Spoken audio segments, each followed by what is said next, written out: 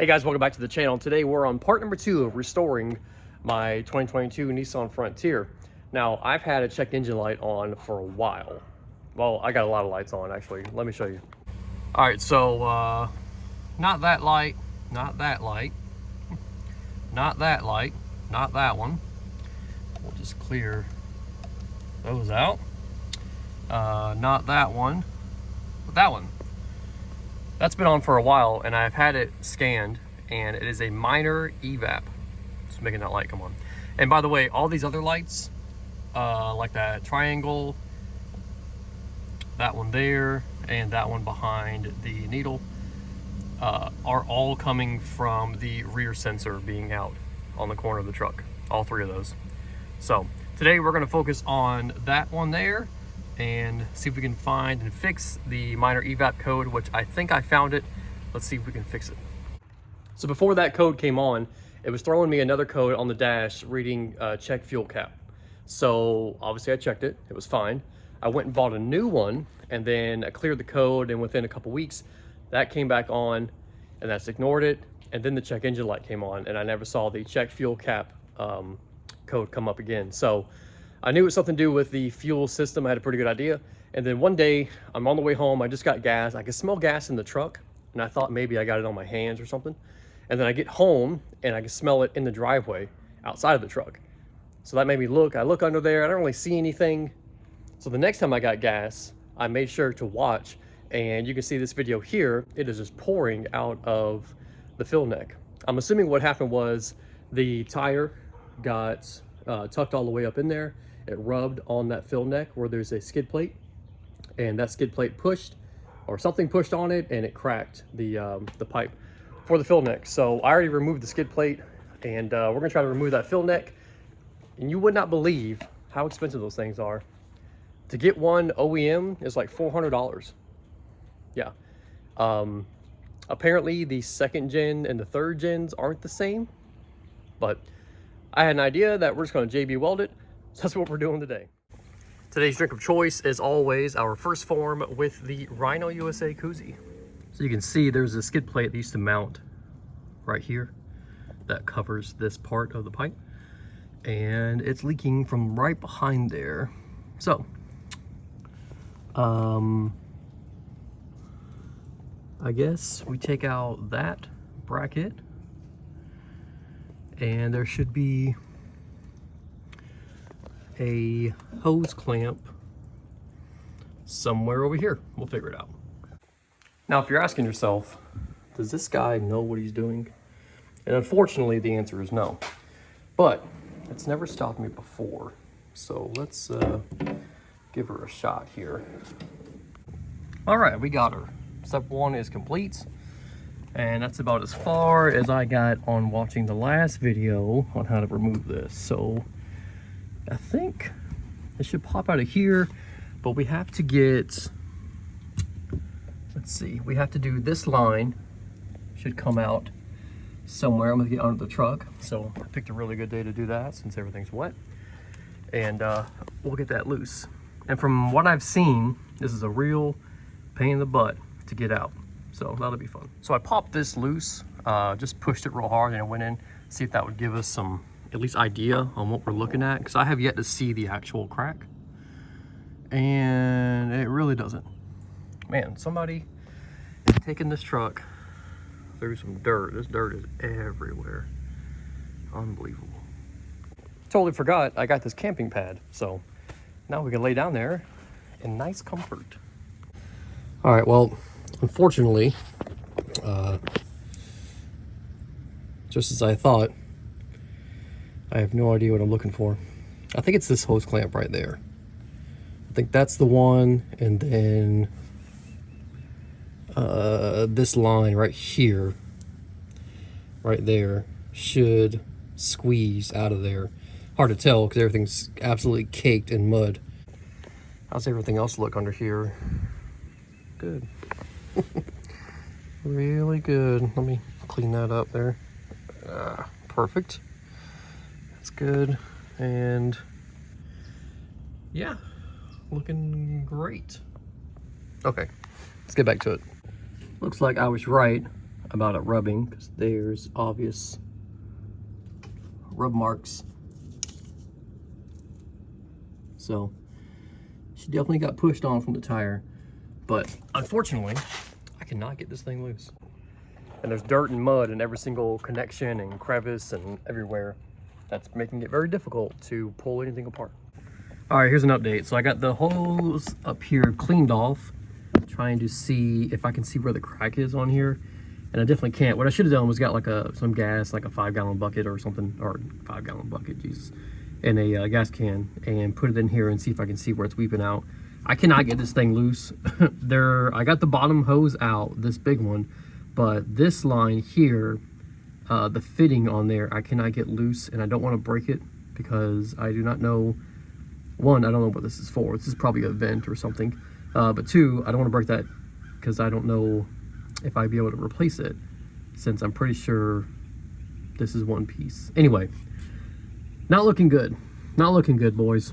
But sometimes when you work on your own truck, you know, sometimes it just happens. And by something happens, I mean nothing happens, because you don't make any progress. And if we can't do it, we can't do it. It's not a big deal. The guy I watched that did this on the video took the whole bed off, which obviously I'm not doing. So, but it looks like that would be the way to go, because this is a pain. So I'm gonna fool with it some more. If we can't get to it, we can't get to it. It's obviously raining out, so we got a little bit of time before we're gonna call it a day anyway. Well, what are you gonna do, right? You win some, you lose some. We're gonna move on to something else that I've never been able to fully fix because I've never put any time, money, or effort into it, which is probably why. But these tires, and all tires, I've never been able to get clean. It doesn't really bother me because the truck goes out so much, but now that it doesn't go out as much because we're on our second tranny with no warranty,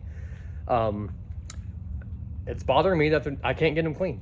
So I bought some tire cleaner from a pretty reputable brand. We're gonna give it a shot and see if it does anything on these dirty tires and wheels.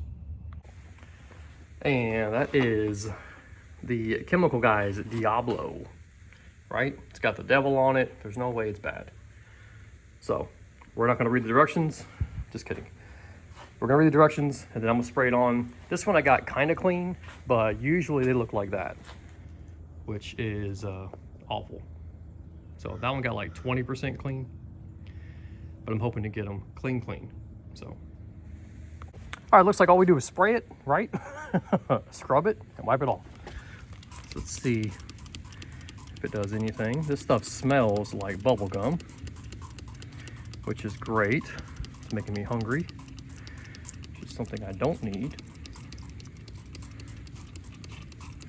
Tell you what, this thing takes a ton of sprays. That's probably too much, but right? All right, let's give it a little set and then we'll wipe it off. All right, we let it set, we wiped it off good. We're gonna spray it off. And yep. Actually looks really good.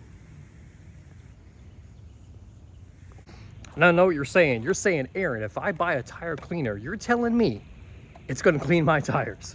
I know, this is riveting, fascinating TV you're watching, but hang on, there's more. Seriously though, this Diablo worked pretty good.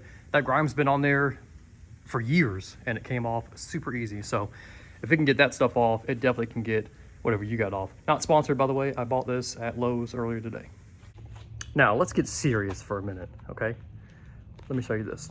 Some of you with a keen eye may have already noticed, and if you follow me on Instagram, you already noticed, but my wiper reservoir is gone and the wiring has been cleaned up and made ready for the fender liners. But we relocated that reservoir right here. Come on, my hands are so damn slippery from that tire stuff. But got that. There's the resi, and it's mounted in there. I'll throw up some pictures here from the Instagram post, but it's mounted in there right on the factory cross member, using a bolt there, right there, and another one up front. Jeez Louise. Anyway, that's how it mounted on there, and it holds almost a whole gallon, which is the same size as your stock reservoir. So we removed that, put it up front. It doesn't block the radiator at all. It sits on the edge of where that air dam guide is, so it's not blocking anything there. Use your factory pump, your factory wiring harness. We just run an extension. But yeah, those are mounted there, and it looks really clean from the front there, I think. So if you want one, those are going to be up for sale soon. The fender liners and the wiper reservoir relocation is going to be sold as a kit for the second gens, Xteras, and the third gens. That way you can run a big tire. You don't have the ugly eyesore hanging up top, and you get some nice aluminum, none of that plastic crap, something really nice you can you know, use forever. So keep an eye on Instagram. If you guys aren't following me on Instagram, go ahead and follow me, 4-wheel drive adventures. And when those do drop, which I'm hoping to be in a month or two, all of it, the last final CNC cut versions of the fender liners are getting cut now. I should have them in my hand. Let's see, today's Saturday, so I should have them in my hand maybe Monday, Tuesday. And if they're good to go, then everything's getting made. So I'm hoping within maybe a month at the most, it'll be up on the website, and you guys can have at it and have something nice for your truck. Yesterday I went over to Sunshine State Adventure Vehicle Outfitters, John Burkmeyer. I went over there, checked out his Xtera, did a mock-up of a wiper reservoir relocation for the Xtera and the second gen, which is not going to go there, by the way. It's going to go right on the third gen. We have that wiring harness there, but you guys on the second gen and Xteras, you don't have that, so it's going to go right there, and it's going to mount right there, so you can get rid of it up in here. Those of you who are running big tires and have that ugly reservoir hanging there, or you've removed the reservoir entirely and now you just do it without wiper fluid, you can get that back, and liners will go in there too. So it's going to clean everything up really nice for you guys. But the stock pump for the reservoir is on the back of it here, and this is an extension that I'm going to get covered. It's going to have this kind of wiring cover. It's going to have run on here, and you guys can tuck it out of the way. The thing we're doing next is we're cleaning up this rat's nest of wiring from all of our lights.